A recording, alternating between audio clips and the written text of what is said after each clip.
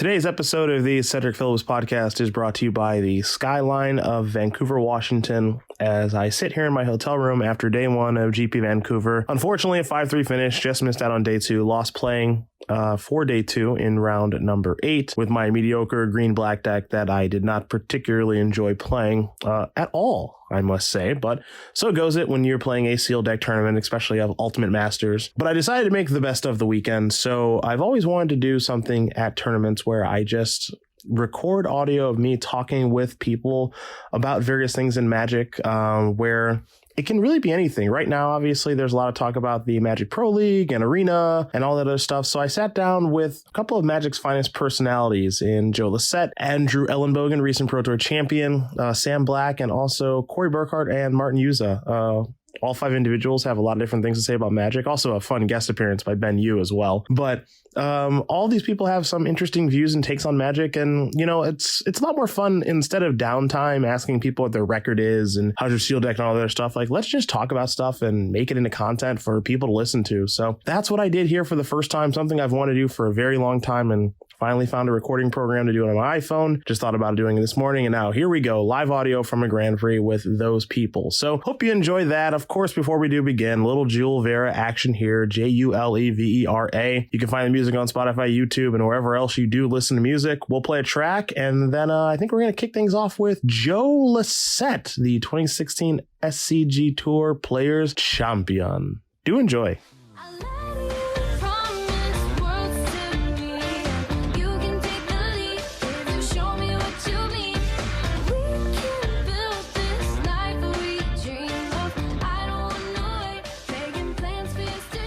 All right, everybody, I'm sitting here with, 2016 SCG Players Champion. And are you still Legacy Aficionado? Can I call you that when you can't play Miracles slowly anymore?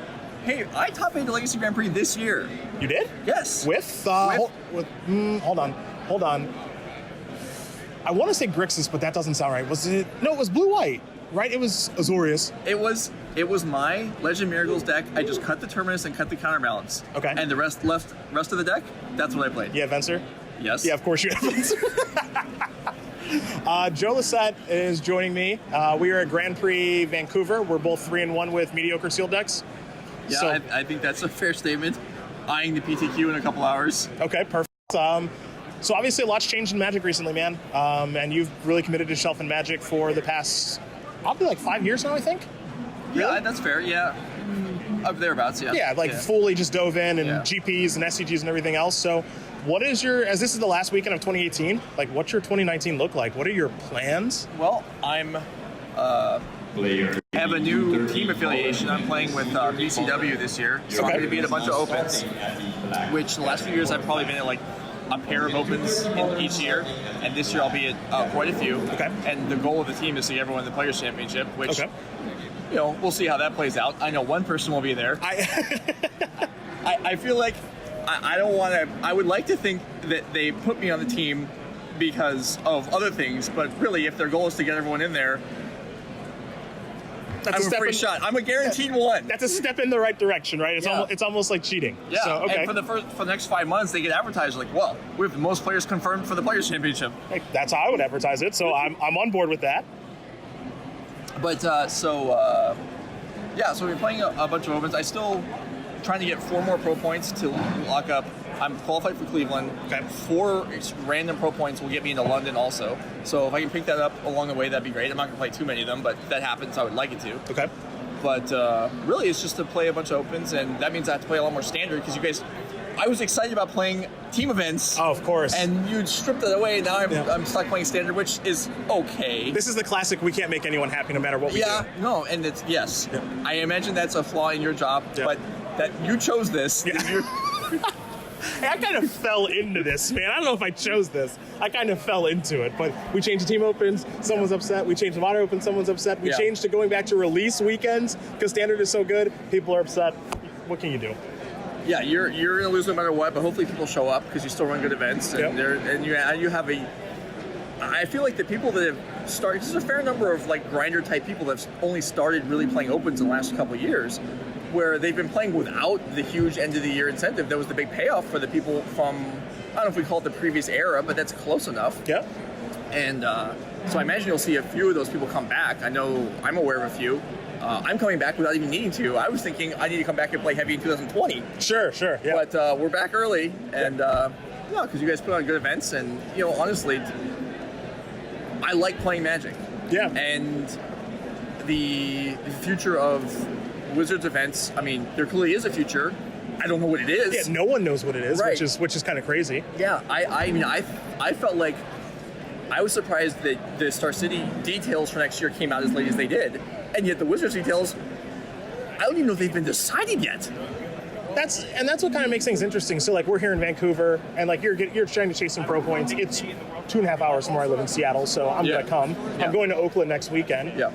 And it's like I don't know if I'm working towards anything, but I'm just going because like they're close. They're on the West Coast, and I'm on the West Coast. Right. Me too. Yeah, I like playing Modern. Like I assume you'll be in Oakland too. I will. But my travel radius for Grand Prix is going to be significantly decreased now. I mean, I know what I want. I know I need my 4 points. Beyond that, I mean, I don't even know if we're playing for anything. And I expect a lot of the high-level pros, the ones that have already solidified their status, they're not going to show up, possibly at least fewer of them, I expect. I saw I'm going to completely destroy this name, Hao Shang Han. That sounds close. We'll give it to you. He said that he's coming to this Grand Prix in Vancouver this weekend, and it may be his last one, I think he said. Which, I mean, if you are, he's platinum, I think, and it's just, what are they playing for now? Yeah, and with the announcement of the MPL, which is something I think everyone's really happy with, myself included, it is just kind of we need to fill in the other pieces of the details. As far as the announcement of the MPL and everything that's changing now for you, you're a former streamer, you've obviously made a name for yourself in tabletop Magic, mostly with your Legacy prowess, and then also I think you have more standard wins than Legacy wins. By a tremendous margin, on the SCG Tour, which most people don't know. So like you can obviously do it across multiple formats. Are you looking to transition online? Do you prefer to play in real life? Because I've always said that tabletop Magic and online Magic are it's both Magic, but they're two different games. I consider myself to be a much better tabletop player than online player. I don't know if you feel the same way. I do. I would say I enjoy playing tabletop more, and I'm probably better at it. But I'm one of the people that actually likes Magic Online. I mean, yes, it has a ton of flaws, but I like playing it. I don't play it just because I have to prepare for events. Sure. And so with Arena being the new big thing, like all I played so far is the tutorial. It's well done. I can't deny that. And so I don't know what comes up next. I have to transition over at some point because I have to build up a collection of, since there's no trading area, you just have to build up, and that just happens over time, I guess. Yeah. And yet, I like playing Legacy the best, and that's not going anywhere. And that's not switching platforms. Yep. So then I have to build a third collection between paper, Magic Online, and Arena. Yeah, I think that's the interesting thing. I'm not happy about that. Yeah. But I don't know what they do. They can't. I could see them deciding to abandon Legacy players. Okay. That would, but I can't see them abandoning Modern. I wouldn't mind abandoning Modern, but I can't imagine. There's so many players that's their favorite format. I would be surprised if they're able to get rid of it. Well, with how popular Modern became and continues to be, it's gotten a little stagnant recently because we haven't had many shakeups to the ban list and everything. So, if they ever want to shake it up and make it popular again, they can ban or unban something, right? Yeah. But I think their focus is so much on standard right now with Arena and everything they're doing. And the Pro Tours, like they announced Cleveland's a standard Pro Tour and everything, and the formats are healthy, and we're in Ravnica, and that's generally a really good time for Magic anytime we visit that plane. It's hard for me to rationalize them putting a focus on Modern or Legacy or anything that's not standard now. No, I don't expect them to focus on it, but I still can't. I still think it's unlikely they could just throw it away. I think there would be a lot of bad feelings from players who have built up just paper collections too, not just online. But the role. I mean, overall, the plans for next year. I mean, clearly it's rushed and maybe not done. But they're working on it, and it's exciting. I mean, it's good to see more money go into Magic prize pools and all that stuff. The thing if I could have a change in it, what I would like to see is, and I understand why they locked in the top 32 players into the Mythic Premier League or whatever it is. Yep. They locked them in for the year, and I understand that they did that so that they could get people to give up other things in order to do it. But if there was rotation where players moving in and out of it, like every 6 months or even every 3 months, 4 months, whatever, a few times a year, I think that'd be really exciting because right now, well, I say right now, we don't know what's going to happen, but yeah, sure. Whenever it gets going, the focus is going to be on once it establishes itself. You know, you look. Anyone's going to look at the people that are doing really well. You look at the matches with the players that are doing the best. That's what matters. But if you have something like English soccer, where you have the bottom 4 or 6 or however many players drop out each term, then the matches at the bottom, the players at the bottom of the standings matter a great deal also, and they're potentially as exciting or more. And I understand why they locked in the players, but I wish that hadn't happened. Okay. Also, I'm nowhere near being the top 32. I'm probably in the second 100, let's say, maybe. But the people that are in like 35 to, let's say, 70, they kind of got shafted, and because there's no opportunity to move up for a whole year, and that sucks. And I feel like I'm looking forward to them announcing how this is going to work, because it's got to work somehow. And I don't know what it's going to be, but hopefully something. Hopefully. Yeah. We have a Brian Gottlieb next to us now. Hi, Brian.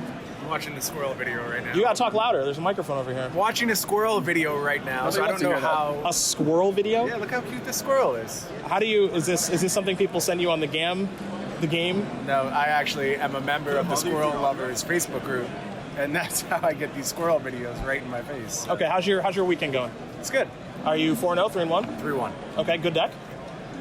I think so. It's got problems though. Okay. Like it's kind of matchup dependent. If I get paired against insane decks, I'm not going to beat them. Okay. Got it. So, but I'm happy with it. You teamed with Joe Yeah. yesterday in the PTQ. Yep. I assume you guys didn't Didn't because there's only one winner. didn't win. But good experience, bad experience. It was a lot of fun playing with him. Format good. The format's great. Okay. The pool we opened was the worst I've seen out of all the team sealed pools I've ever looked at. I mean, is that a fair statement? I mean, you looked at more than I did, but yeah, it was not exciting. The build process was fun. We went right to the timer and then a few minutes over, because you can always get away with that.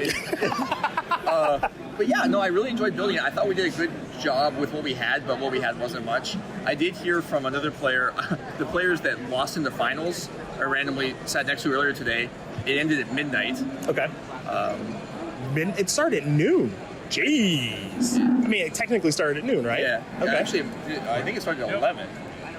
Either way, Yeah, it was long. I mean, it started early. Yeah, because I believe the top 4 and the finals were both team drafts. Okay. Which is going to add a lot of time. But, coming in second obviously stinks. But if you won and you leave at midnight, you're thrilled.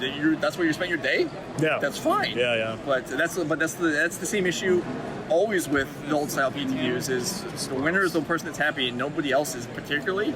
And yet that's what we might be going back to, because we're dumping the PPTQs. At least that's the impression that everyone has. That's what we think, but we're not positive. We don't know. But, Yeah. I mean, old style PTQs.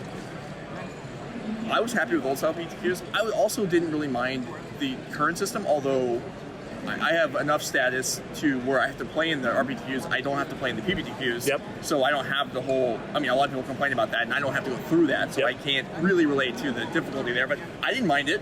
Okay. I mean, I was the same way. I was bronze, so Yeah. I just got to play in RPTQs. Didn't have to play in PPTQs. I played in like 2. It wasn't my favorite. I've won 13 or 14 PTQs, so I like the old system. Right. But I'm super biased because I've won a bunch of them, Yeah. and I don't want to have to play store to store or store to another qualification to play in the PT. That's just personal preference. And again, since I've won so many, that's how I feel. For you, what's the plan for 2019?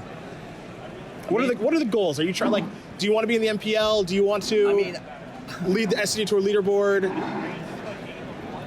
What's your New Year's resolution? I want to defend. Okay. I mean, what else am I going to say? Okay. Of course I want to defend. I've been on record over the last several years. I played in all 3 of your Players' Championships. Yep.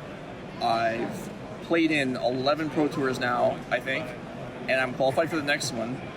But at any given time, if I'm given the choice, would you rather play in the next Pro Tour, maybe even the next couple, maybe the next 2 Pro Tours, versus playing the next Players' Championship? I would choose Players' Championship every time. Okay. You kind of invalidated any goal building I might have because I already get to go. Look, if you want me to strip it, I can do that. Oh, you don't want me to strip away the invite? I'm happy. Okay. I'm happy. I'm just trying to find something negative. But no, I'm super happy. Yeah, am I going to play? Am I going to compete for Player of the Year? No, because I'm not going to go to all the opens, and I'm sure some people are. Okay. And especially once it gets going, something I'm interested to see is I feel like there's a lot of camaraderie, friendship, like sharing decks, whatever, between a lot of this SCG grinders. Yep. I'm curious whether some of that evaporates as this year goes along. As it gets a little more competitive? Yes, because I would say that even though the players are competitive in their matches, on the whole, they're not like out to stomp on the other teams, the other players that they see every week or every month, because everyone's just there to play, and there was no reason to. And now I feel like there is. So I'm interested because some personalities are not going to be suited very well for that. Well, I like for there to be competition. Yeah. I think it's fun. I tell people this a lot, but, Tannen Grace really wants to win an open, period. A team constructed open, but he wants to win an open, right? And when he lost in the finals when we were in Dallas and he lost his match to Dave Thomas and we had a camera shot of him with his head in his hands and really frustrated. I like Tannen, but I also like stuff like that. Yeah, I want people to care. Yeah, no, and he cares. And he cares a lot. He would probably be happier if there weren't, like you said, in Dallas. Yeah. You didn't necessarily have to qualify that specific, because there are any number of times where he's lost in the finals. It's true, yeah. No, but he's actually the number one person I think of as someone who is competitive as a player and is a friendly guy. And he's on my team. I'm on BCW now. Yep. And I wonder how maybe not higher level competition, but it's going to change. There's not going to be as much. Some friendships are going to be tested slightly by people trying to get points, people trying to jump each other for the limited spots. He's someone I feel like I wonder how he'll transition into that, because he's not a cutthroat person, and to some degree that's something that you might be looking for now. Well, I think I think people can approach it however they want to. Yeah. But my goal is always to make the best TV we can. And so when it's competitive and people care, you've had some great matches against Tom Ross that matter playing for top 8. I think you and Tom played a match in Philly for top 8 of a Legacy tournament a couple of years ago. That's what I want to see. Yeah. Well, that match was. I think there's a Flusterstorm interaction or something. Yeah. That match was so good because normally any format, any game, but especially Legacy, you're gonna go back and you're gonna see a litany of errors. Yeah. Whether you notice them or not, live. And going back and rewatching, especially watching Game 3 of that match, I think there were only... Maybe there were some more on his side that I didn't notice because I didn't know the deck. I believe there were only 3 noticeable errors in that match, in that game. All 3 of them were game-losing errors. Sure. But I made one earlier on, which actually he pointed out afterwards, and I hadn't been aware of, and actually I think I became a better player just because of that comment and going back and watching myself make that mistake. And then on the last turn, when everything crazy happened... And this is the Flusterstorm turn, everything, there was Flusterstorms on both sides, all kinds of nonsense going on. He made what I would say is an inexplicable choice that would have cost him the match if I didn't, within the next 4 seconds, make a massive mistake of my own. And that's great, because in high-level matches, if I'm watching, I want to see people punished for mistakes. I don't want to see people make a huge mistake and then it doesn't matter and they win anyway. Yeah. And in that match, and in matches when the margins are smaller, when you're playing against other good players, you do get punished for messing up, and that's what I want to see, and that's what happened there, which is why the match was so great, aside from the fact that there were 19 Flusterstorms on the stack, and everyone gets to make their comment that if this was Magic Online, it would crash. Oh, sure, yeah, with all the Flusterstorms, sure. Last question. Yeah. Who's your favorite person to play against? My favorite person to play against?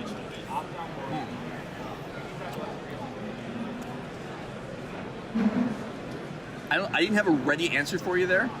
I'll tell you, someone who is enjoyable to play against because afterwards there's no backlash, there's no hard feelings, there's no anything, is I think Kevin Jones is the best. He handles losing, not to say that I always beat him, but he handles losing better than anyone else that I played against. He's in a good mood. If he loses, he accepts it, he understands it. He's very even-keeled. Not even even-keeled, he's always positive. Yeah. And so he's someone that and when someone's like that, then when they beat you, it's easy to recall, well, when I beat them, they did not take it badly at all. Yep. So it's easier to, because I feel like I keep myself pretty composed, but sometimes I get frustrated. Yep. And against him, it's like, well, I remember in the past, he took a bad beating and just shrugged it off and was fine. And so that's someone that, in that regard, I'd like to emulate a little more. I don't get out of control, but sometimes, you try to... Everybody gets frustrated when you lose. Yeah. So I'll go with Kevin Jones. Kevin Jones it is. Maybe we'll have Kevin do one of these one day. Thanks, Joe, for stopping by, and I guess maybe we could get paired next round. Maybe we play in round 5. We could, and we can. I mean, the last time we got paired in round, it was a long time ago. We got paired in a round 5 of an event in the Pacific Northwest, and we drew. And we did draw, and then we drew. And then did we get 9th, 10th? No, we got 8th, 9th. Yeah, you got 8th. I got 9th. Yes. Yeah. Let's. Okay. But should we remind real quick before we go? Should we remind your listeners what happened at the end of that match? The results in the draw. You were playing goblins. I remember exactly what happened, and I will now remind people and let them know that you cast a humility that I thought was a moat. Well, yeah. I think it was okay. I think you cast humility that I thought was you cast humility and then you entreated the angels, and I thought there were 4/4s, yes, and they were 1/1s. Yes, that's what it was. Happened. Yes. That's what it was. Yes, and I realized it too late. Yeah, and so my 2/1/1s were holding off your 5/1/1s. Yes, and the turns expired and we had to draw. Yeah, that's what it was. And I think I realized it on like turn 2 of extra turns, and I'm like, oh no, and you're like, yeah, what are you doing? And I'm like, no, not like this. Yeah, I do remember that. Yeah, 8th and 9th in Seattle in like 2013 or something. Maybe. That was so long ago. By the way, I'm gonna one up you. We got paired after that. Phoenix this year, Scape Shift versus whatever Kiki core deck you were playing. Yeah, we did. And I was victorious. So this is my one up. That much wasn't even fair though, because you crushed me. Feels fair to me, man. See, I didn't even get the chance to make a game-losing mistake. I just got destroyed. Feels fair to me. A win's a win. I don't get many of them nowadays, so I'll take what I can get. Good luck in round 5, and I'll see you on the SCD Tour next year. All right, I'll be around. I get to call some of your matches. All right, hope you enjoyed, Joe. Next up is Pro Tour Guilds of Ravnica champion, Andrew Ellenbogen. All right, everybody, I am here with Pro Tour Guilds of Ravnica champion and master at making LSV mulligan, maybe? I kid. You played very well. I'm with Andrew Ellenbogen, who sometimes is a Star City Games writer, too. Yeah, that is all true. I did do those things.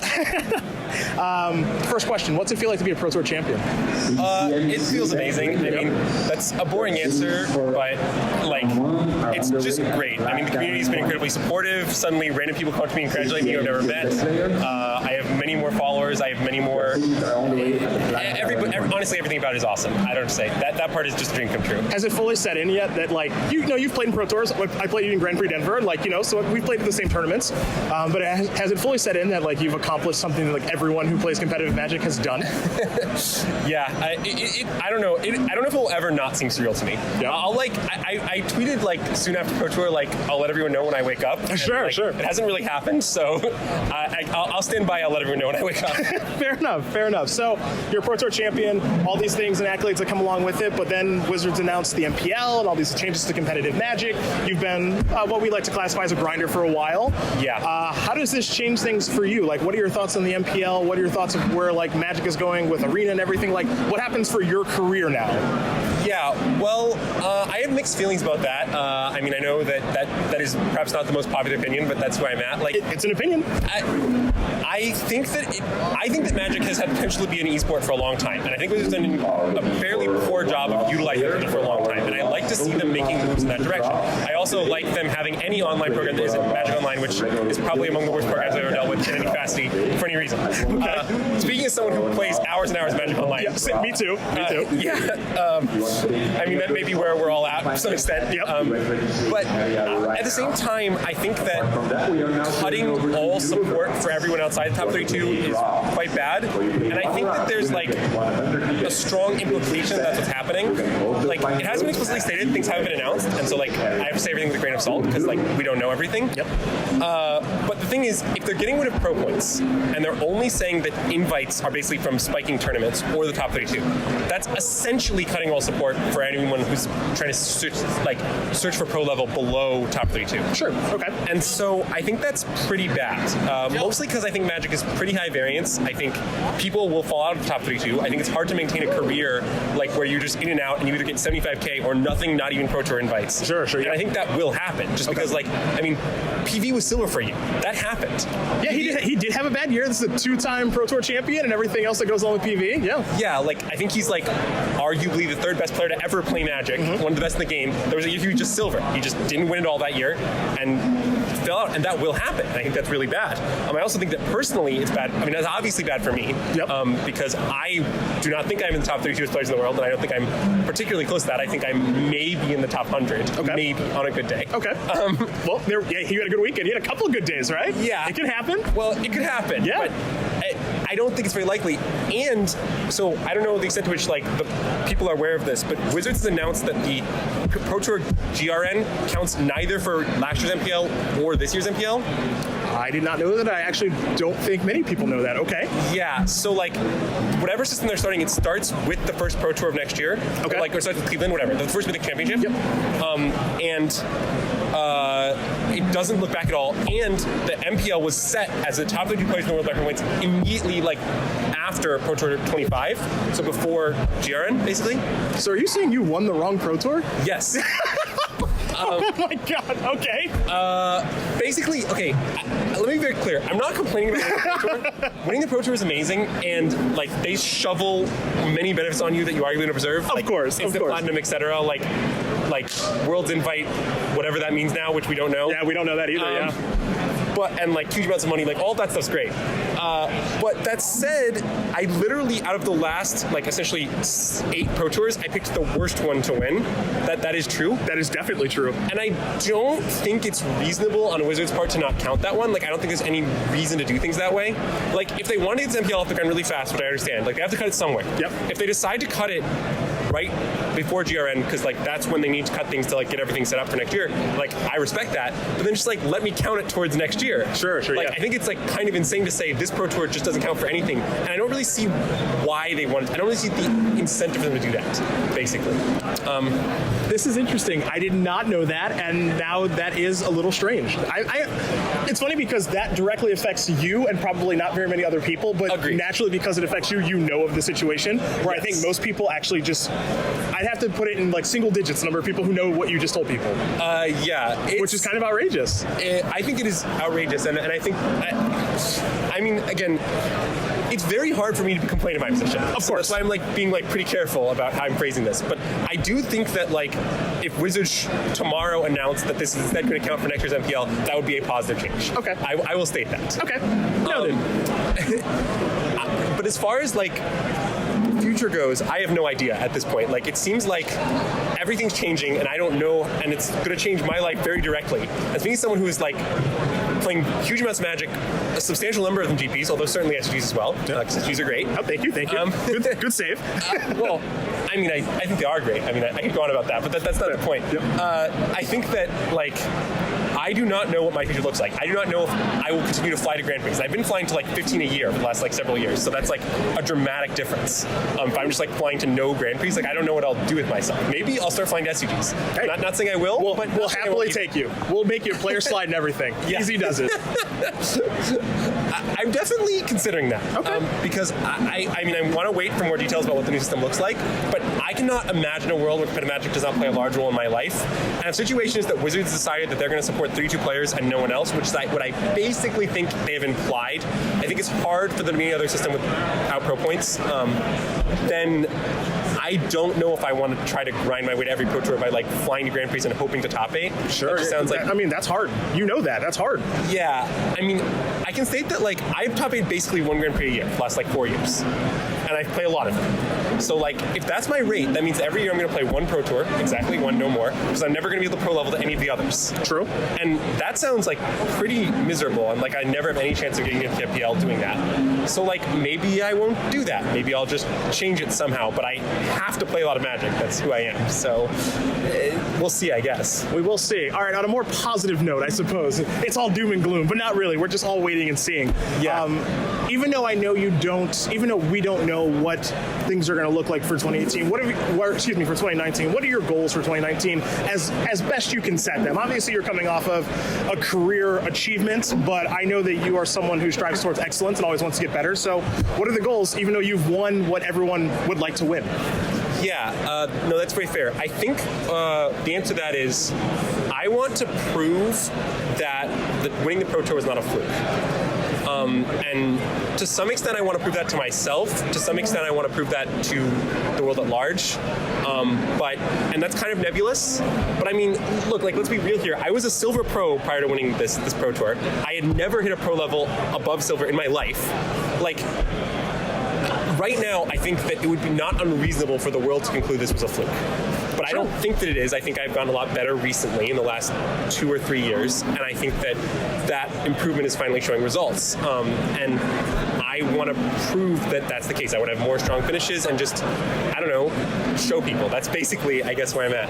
Well, I think that you, with how you've grown as a player and the crew that you run with, Mick Vitti and some of the other guys up in Michigan, I think you guys are all starting to really make a name for yourself. So, I'm a Midwesterner, so, I know the older Michigan guys, right? Like Kyle Bogneys, Mark Herberholtz, DJ Kastner, a bunch of people. I've run into you at Grand Prix. We played at Cleveland. We played at Denver. Max won an Invitational. So, like, myself, I know the Michigan crew is good, but I can understand where you're coming from. You kind of want to prove it for both yourself and everybody else out there. Yeah, very much. And we're trying to build the next Madison, I guess, and up there in Michigan. We'll see how that goes. Michigan's got historically some really good players. I mean, and right now, Michigan's has really, really good players. I know people think of Madison and maybe an area on the East Coast where there's really good players like New York and stuff, but Michigan's been pretty darn good, man. Yeah, that is fair. I mean, certainly in our old school RW days, you might say, Michigan was really strong, but I guess we're trying to have a resurgence. Fair enough. A younger generation to bring Michigan back into the limelight definitely can't hurt. Those are good goals, I think, for 2019. I'm looking forward to watching you achieve them. My last question I've been asking people, I'll ask you. Hopefully you have an answer. Who is your favorite player to play against? To play against? Yes. You know you're going to have a good match, or it's always fun, or whatever your criteria is. Well, my sample size is not that large on most people, just because match tournaments are big and you don't play against anyone in particular that frequently.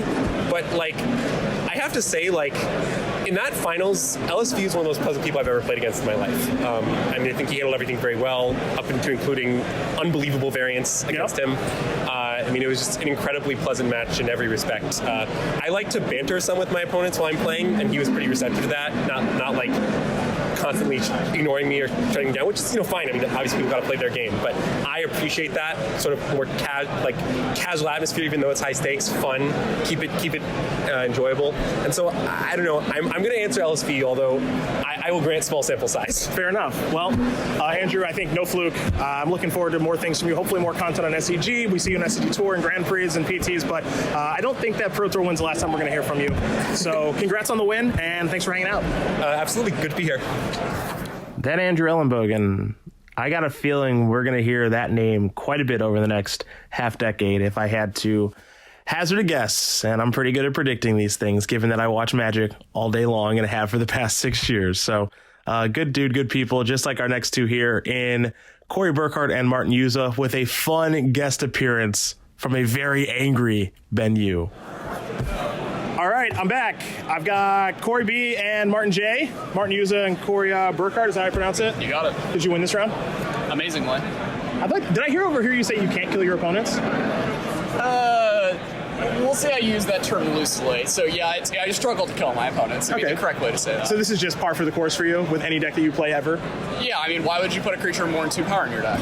Well, this is a good time to talk to Martin, who likes attacking like me.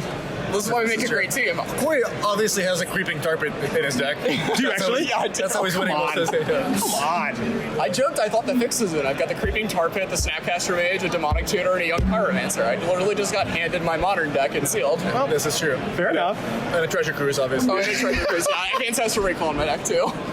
So you're just Grixis always, just through and through.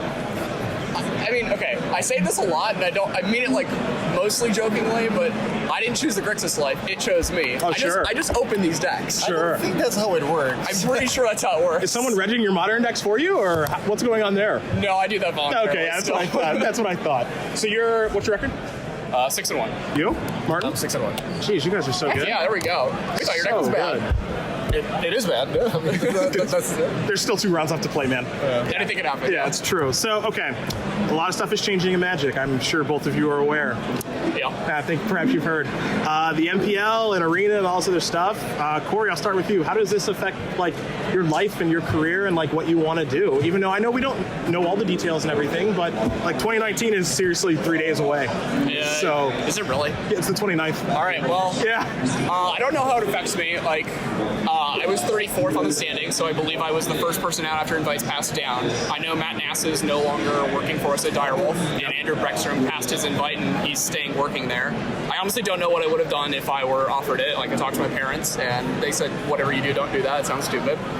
Okay. I mean, I don't know. I feel like I would have done it, but yeah, as far as it affects me, I hope I'm still playing Magic in 3 years.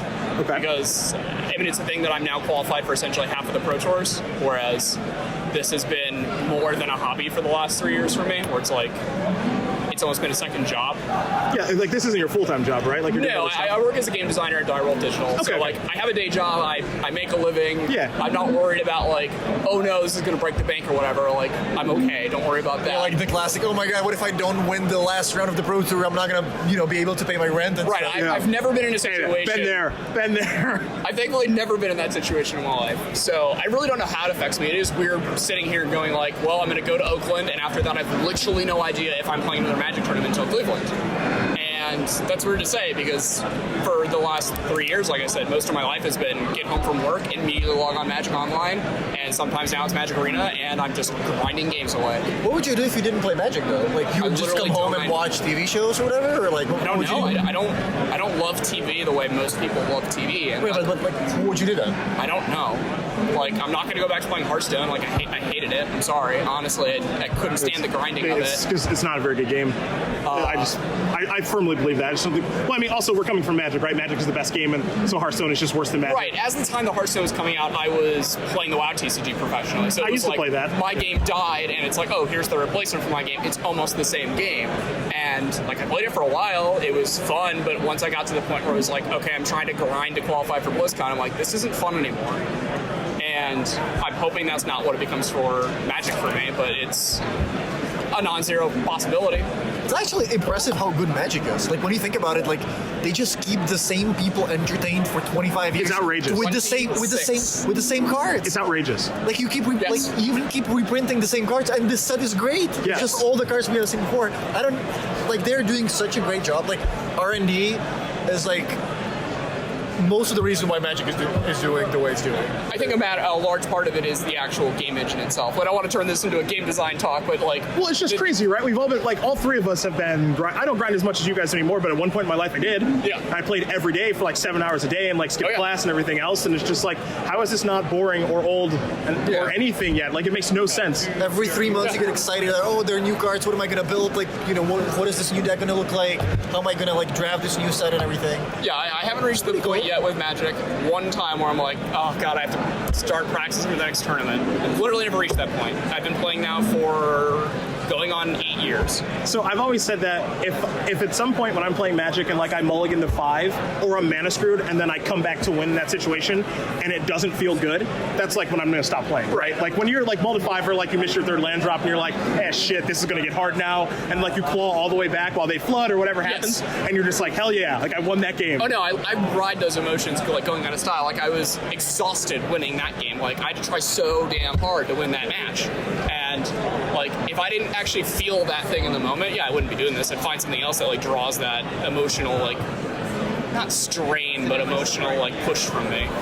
So Martin, you are someone who I think you're someone who has as many Delta miles as I do, man. I have a lot, yeah. You are like the ultimate grinder. You most in the GP million top club? 8s. Yeah, are you in the million?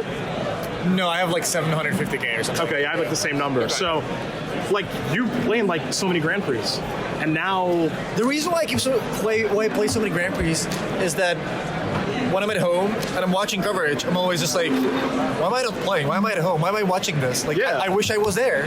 So instead, I'm just going to the Grand Prix and I'm playing. but like, what do you do now? Like, you are in the MPL and Yeah, everything now- else. So, like, do you still go? Like, Now it's a little different. Like, Yeah. we booked this GP like months ago because it was teams with Shuhei and Corey. Now, like, I'm booked for a GP in Europe like 3 months from now, but like I'm going with like local friends. We're driving, and like I don't want to change their plans, so I'm still gonna go.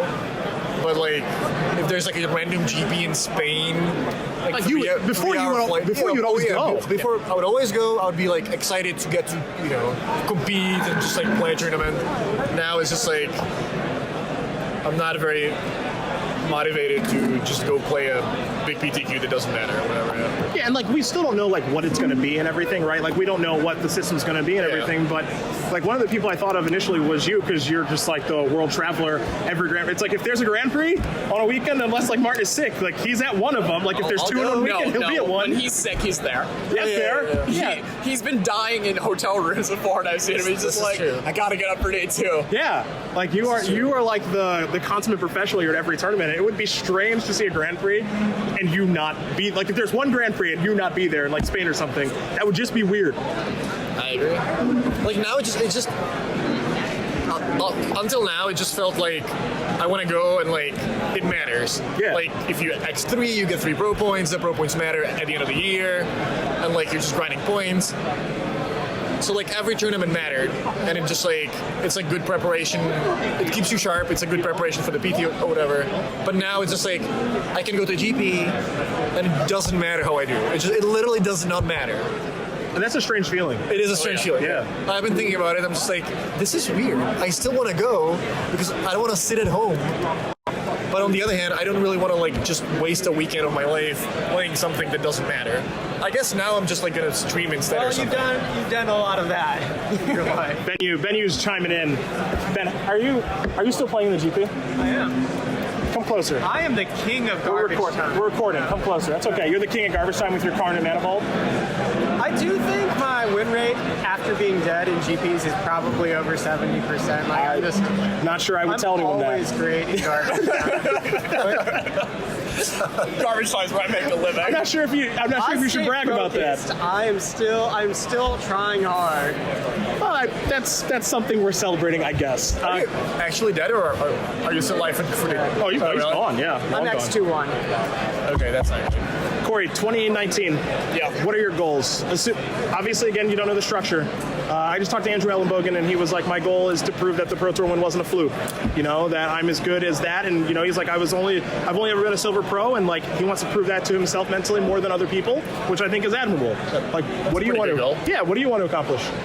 It's weird because the goalposts are moving, so I don't know exactly yet. Like I know I had set goals for myself after I re-qualified for the PT. It was like qualify for the next PT. After all of a sudden I woke up one morning after going 11-5 at a PT, top 8 2 GPs in a row, and I was like, holy crap, I'm gold. Okay, next year I want to qualify for all the PTs again. I want to be gold again. I was gold again the next year. Then coming into this year, I was like, okay, I think I'm good enough. I want to be platinum. Made it to platinum. I mean, I got to work with the Pantheon, so it's like it's a hell of a lot easier when you work with all the best players in the world every single tournament. I mean, I was rated at one point, and it's like, now where is there to go? Because there's no longer the... That was the question, yeah. It's like, I mean, yeah, it's like, I don't know where you go from there anymore, because, like, Platinum's no longer the dream. Like, qualifying for Worlds, I don't know if that's there anymore. Like, I guess, is it qualify for the MPL? I don't know. Is it win a Pro Tour? Like, I don't know what winning a Pro Tour does for me anymore. You mean a Mythic Championship? Sorry, yes, a Mythic Championship. The branding master! The tabletop Mythic Championship. Yes, I don't know if, like, that should still be a goal for me. Like... I think my goal right now, before I know more, is, put myself in a position to qualify for the MPL, do as well as I can in every Mythic Championship. Hopefully top 8, 1 or 2 or 6. There's 8 this year or something, right? 6. They cut 2, remember? Yeah, but then I thought they were adding 4 more in Arena. Nobody knows how many tournaments there are. That's what it is. My goal is to at least top 8 one of those and be in a position where it's like... I think they announced... Yeah, I'm good enough to qualify for the MPL. I think they announced at least 4 Pro Tours and 4, like, Mythic... there were 6 PTs they cut 2. Correct. That is true. Yeah, so there are 8 right now at the moment of us Something talking. like that. That is my understanding. Okay.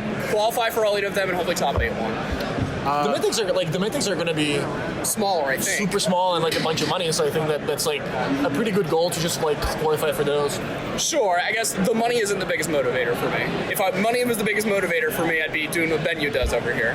Yeah. But I really need to go in on a side rant that was just mentioned recently. Oh baby, here comes the mic. Championship is the worst name ever. Ooh, disagree. And also, okay, actually, they for once, Wizards of the Coast, Magic the Gathering had it right. Pro Tour was the correct name and the good name.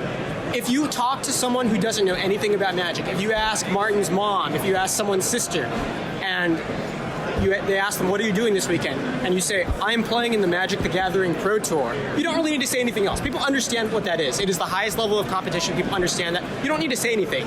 if I respond now, Corey says, yeah, I'm going to be competing in the Mythic Championship next week. Mythic Championship. They just look at you like, what is that? Do you want to explain more?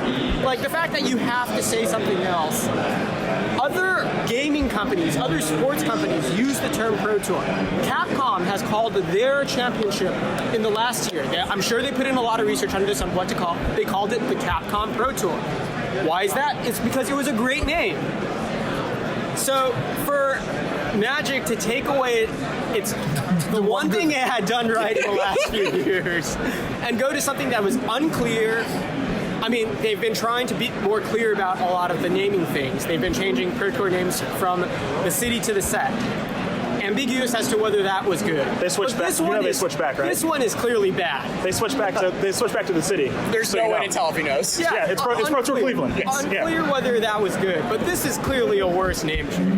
Wow. All right, marketing man. I gotta tell you, I met Ben Yu yesterday. I didn't know he had that rant in him, and I'm really glad he did. Why do you think it's a good name? So it's a good name for, like, if you're trying to market to a specific audience, which is, ideally their goal is to take in a bunch of people from Arena and convert them to, like, your goal, Arena is their customer acquisition tool, and so if you're playing Arena and that's Magic for the first time for you, then you know what a Mythic is, so you can translate that to, I'm playing a Mythic Championship, because opening a Mythic is a big deal, and that's the highest hierarchy of cards, and so they're just further branding that particular term. That's all. Now Mythic is the highest rank in Arena, right? I think so, yeah. Correct. Their Legend tier or Masters tier or whatever you want to call it is called Mythic. Parents are up. This is live, baby. We're out of here. Ben, great rant. Corey, Martin, good luck. Thanks for talking to me. Anytime. I didn't know Ben Yu was that passionate about Magic branding, but here we are. Fun stuff there to be sure. Last but certainly not least is someone I've known for a very long time. It's been fun watching his Magic career progress all throughout this entire decade. It is the one and only Sam Black. All right, everybody, we're back.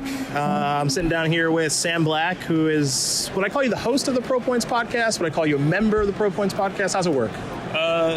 I guess theoretically it's just, even three people kind of situation. Okay, a member of the trio. Yeah. That sound good? Yeah, sure. Okay, great.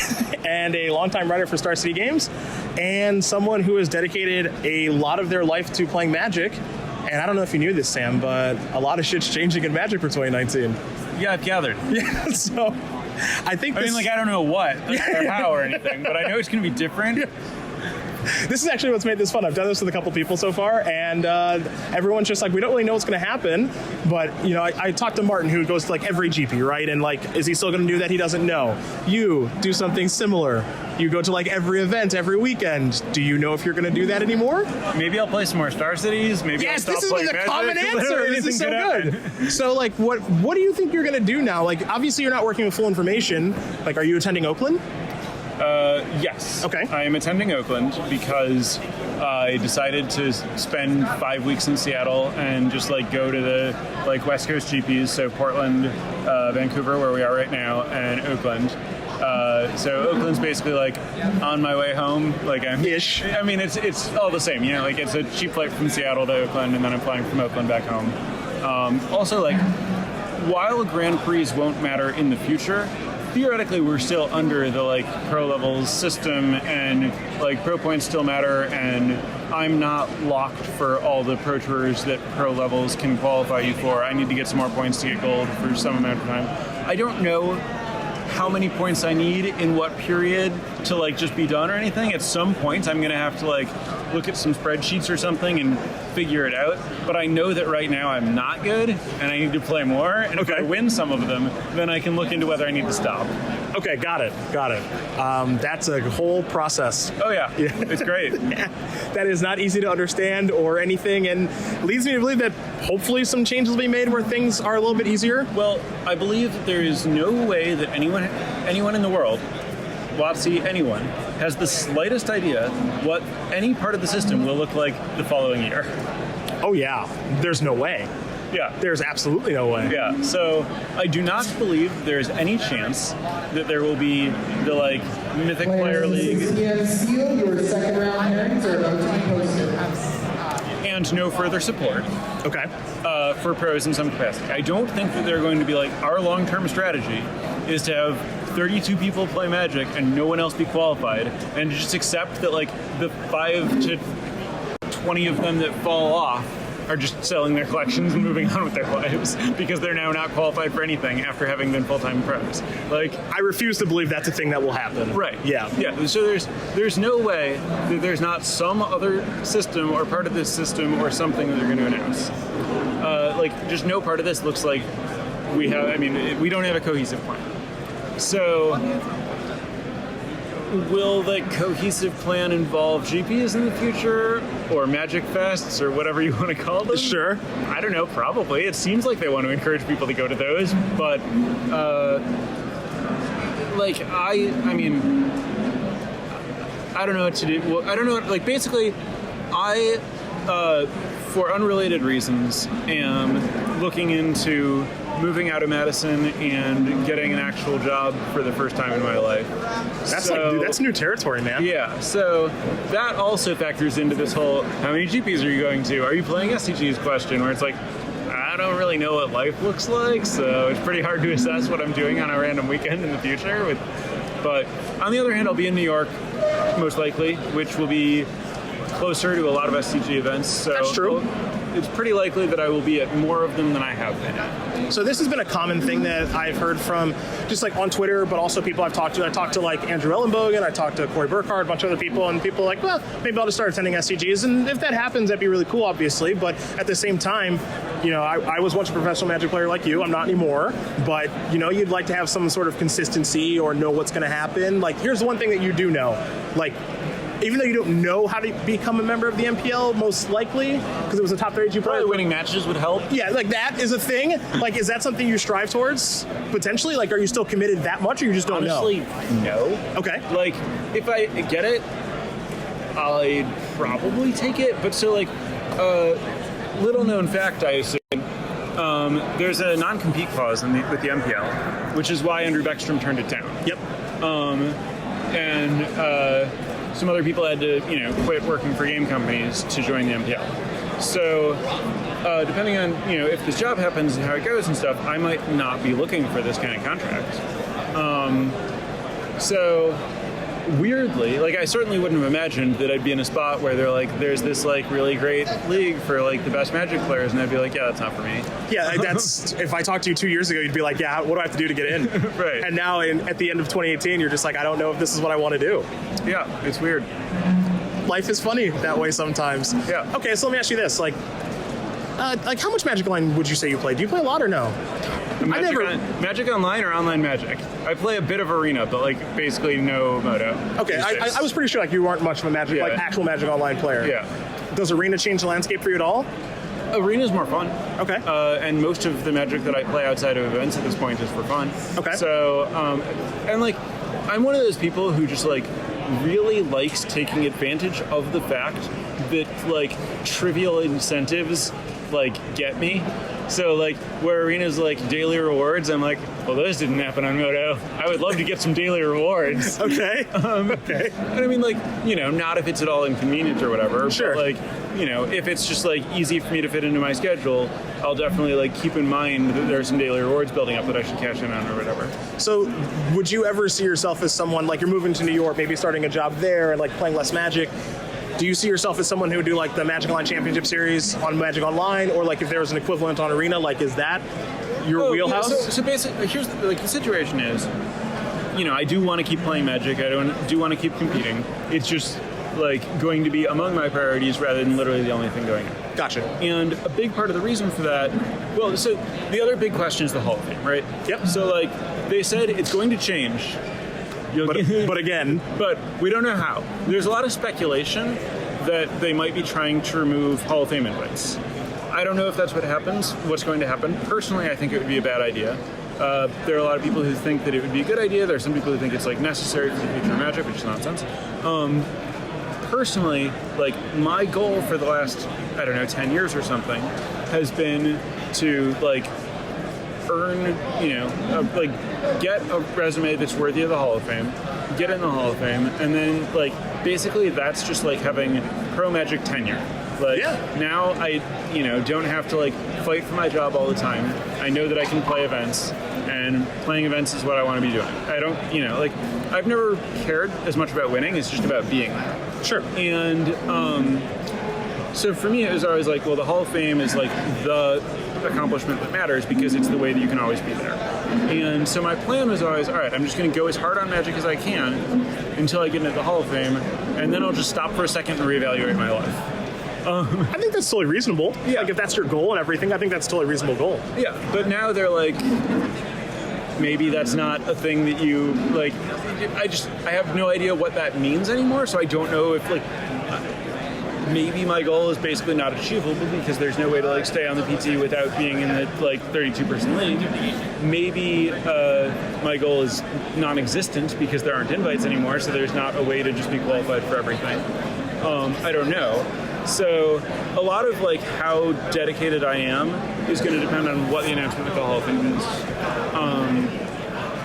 If the Hall of Fame is just not a thing, then and I'm not qualified, and I'm not qualified for everything, then like as soon as there's a PT that I have to miss, like if there's a PT I'm not qualified for, I'll try to qualify. Like I'll go to GPs and whatever as my schedule allows and try to play in it. But if I just actually miss a PT, then I don't know how hard I'll work to get in the next one. Interesting set of circumstances. Yeah. Yeah. This is crazy. It's just everyone's answers have been so different because everyone's trying to accomplish different things. Yeah. Well, no one really knows. Like, it's just there's so much missing information. Yeah. Yeah. And like, do we know when this information is going to be announced? I think it's January. Yeah, but we're not sure. And like you, like our incentives are very different. Like what you want to accomplish out of Magic right now is much different from me. But like, I'm also going to Oakland, and I don't really know what I'm trying to accomplish going to Oakland outside of like top 8ing or winning the tournament would be cool, and like qualifying for, I think it qualifies you for London would be cool. But Magic's fun. And Magic is fun, yes, and I like playing Modern, so and I like the city of Oakland, so great. And it's on the West Coast, so I don't have to go far. Yeah. But, you know, like I don't know what it really gets me. Like if I go on some sort of weird string of finishes, that would be neat, but I don't also, like you, I don't know what we're playing for. But I will ask you this. With this lack of information and your life changing, what are your goals in 2019 for Magic? Even though you don't know like what the structure is, like, is there anything you want to accomplish as a player? Is it still Hall of Fame focused?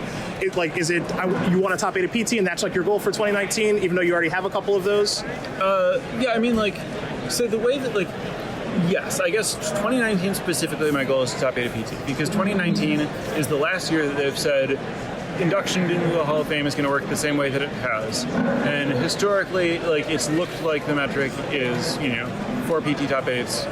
If you've like done some other stuff and everything, there's a pretty good chance. Like it's generally looked like if I could get a 4th top 8 while everything works the way that it does, I would have a good shot at getting into the Hall of Fame. And even if it stops meaning anything, like it would feel much better to accomplish my life goal than giving up on it. Totally agree. So yeah, I would say that's like the only meaningful goal that I have for this year. Is Okay. top 8 PT. Okay. Well, I think I can't see a reason why you wouldn't be able to. Yeah, I'd say I'm like 25%. Sure. I don't know. Why not? Why not? Right now, what's your pro level?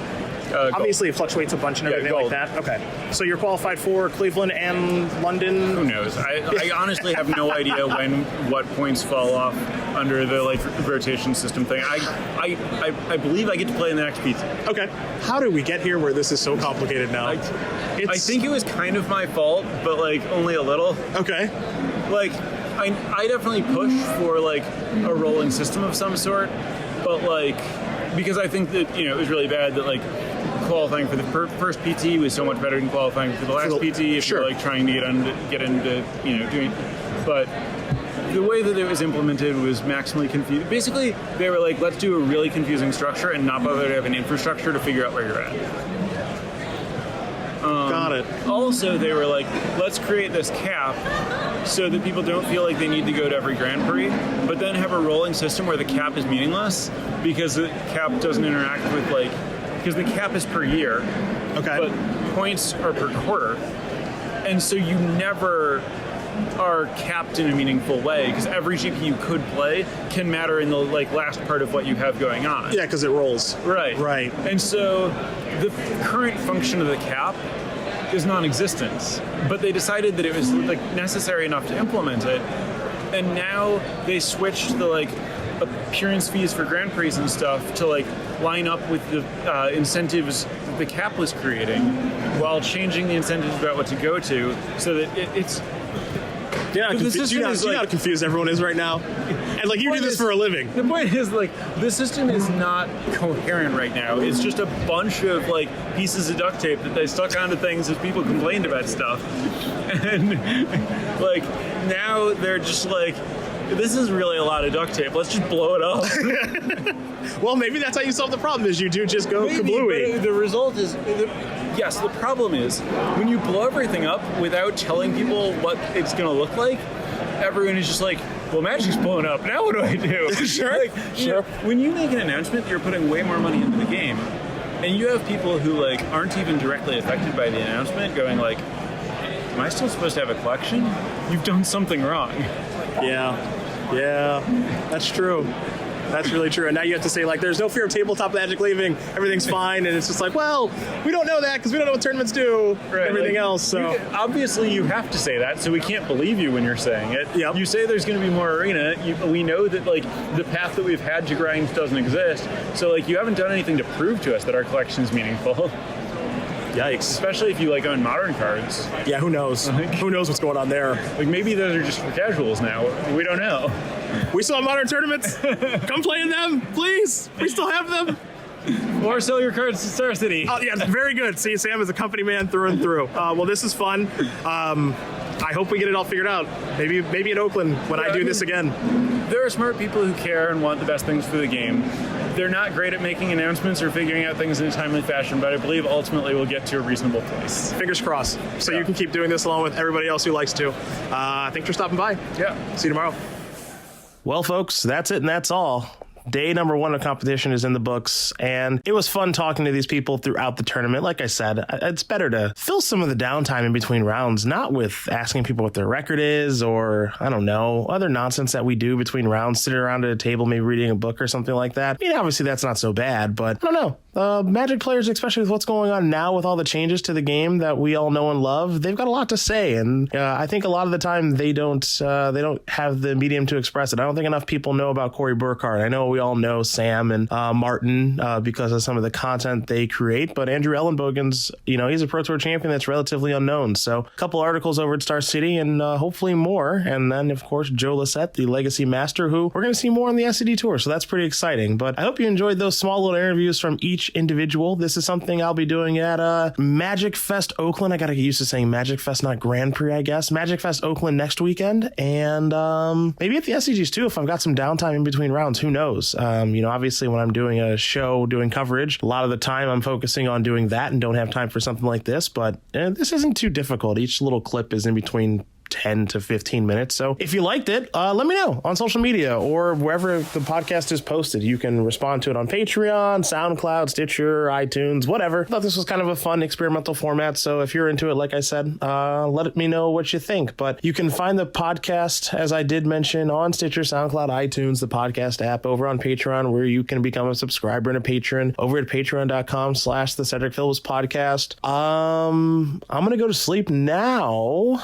and get ready for day 2 of the GP. I'll be playing in a team PTQ with the Angry Ben Yu and Grand Prix Denver champion Jacob Baugh. So that'll be a lot of fun. It'll be Guilds of Ravnica sealed instead of Ultimate Masters, which is exciting since I've had success in Guilds of Ravnica. And then I'll head back to Seattle for New Year's Eve, New Year's Day, and then fly to Oakland for the Magic Fest. So thanks for listening to the podcast. Glad you enjoyed it. Oh, and leave a really nice review on iTunes, 5 stars or whatever. Cool or not, also fine. And bye.